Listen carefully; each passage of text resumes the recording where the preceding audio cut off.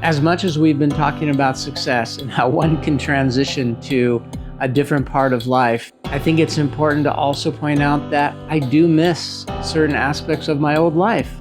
And I'm going to spend some time sharing those today. Hopefully some of you can relate as well.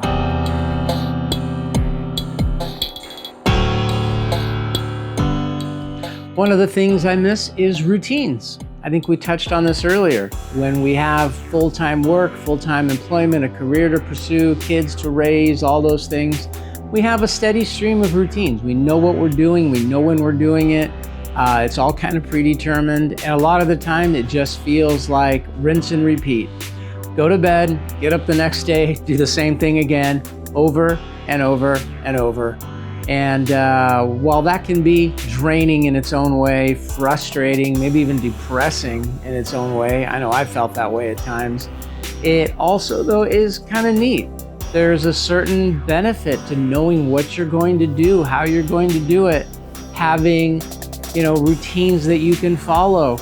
And you get into this semi-retirement stage and those routines go away really fast, which is wonderful because they provide flexibility and freedom.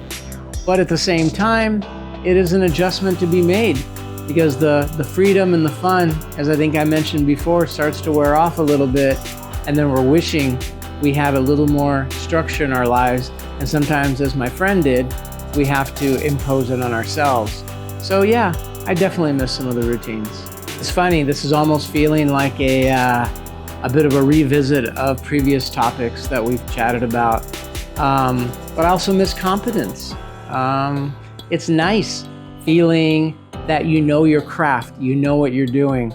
I had a lay of the land really solid. I could absolutely say I was an expert at day treatment, adolescent day treatment particularly, to kind of contrast it with the younger kids. But I was very competent in that. I was an expert in that. There was hardly a question I couldn't answer because I'd been doing it for so long. I learned so much about it, and I kind of miss those days. Like I said, I have to go out and do marketing for photography, and I'm kind of like a bit of a fish out of the water. It's something I've not had to do before. Being later in life, it feels weird, sometimes embarrassing, like, oh, I'm just starting a business. Same thing with YouTube right now. I'll have a lot of answers.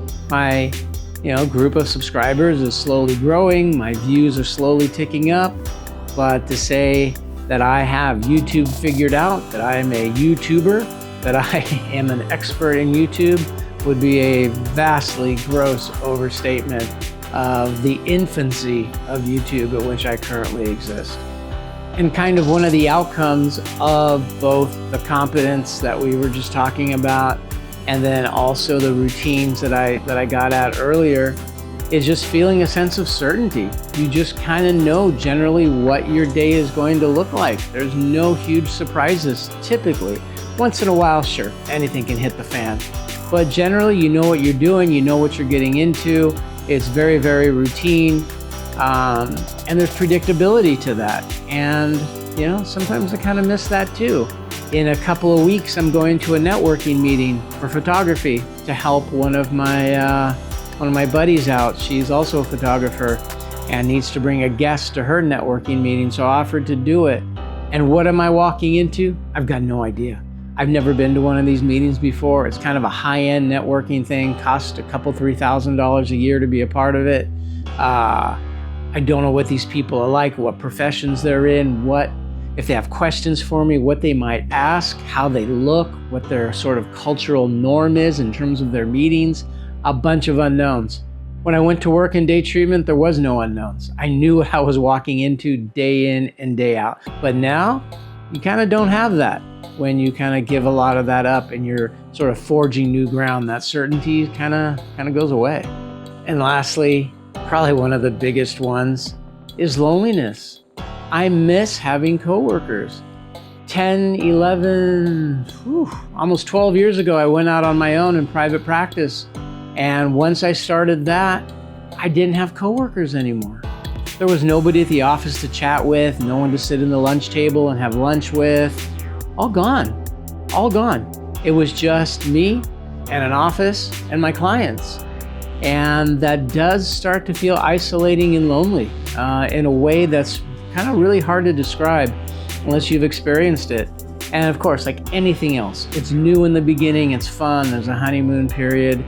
But after a while, you kind of wish you had someone to talk to who wasn't a client, someone with whom you're interacting professionally, like your bestie at work that you could just chat with and let them know what you did over the weekend. Or the outlets for that just go from big to they just shrink down to nothing because there is nobody. It's kind of just you. And I do miss coworkers. I do miss that environment to some degree. Do I miss having to get up and be at the office at a certain time every day, dressed a certain way, presenting as a certain way? Nah, I've kind of grown beyond that. Do I miss some camaraderie and having teammates, so to speak? Oh yeah, definitely. You definitely feel that one when you work on your own. And that's where my life transitioned to a while back. Private practice, self-employment, now small private practice, a budding, growing photography career, but that's very much the same thing. You go to a photo shoot, you've got clients to deal with. They're not your friends, although you can be a lot more friendly with them. There's fewer rules. Your clients can actually become your friends. You can actually socialize with them if you wanted to, or keep in touch in a social way, something you can't do with psychology clients. So it's a little bit better in that direction, but it's still not coworkers. So if you have coworkers, as frustrating as they might be, remember that, like anything else in life, there's a positive and a negative. Everything seems to have its two sides. And there's a positive to not having coworkers anymore. The annoyances and the politics and the attitudes and all that. And of course, there's the corresponding downside of feeling more isolated and lonely. So yeah, even though I'm 100% happier now than where I was before, it's not all roses. There's a downside to everything. And sure, there's some things that I miss in my current life that I had kind of in my previous life and career. I wouldn't trade this to get that back, but it definitely is something to be missed.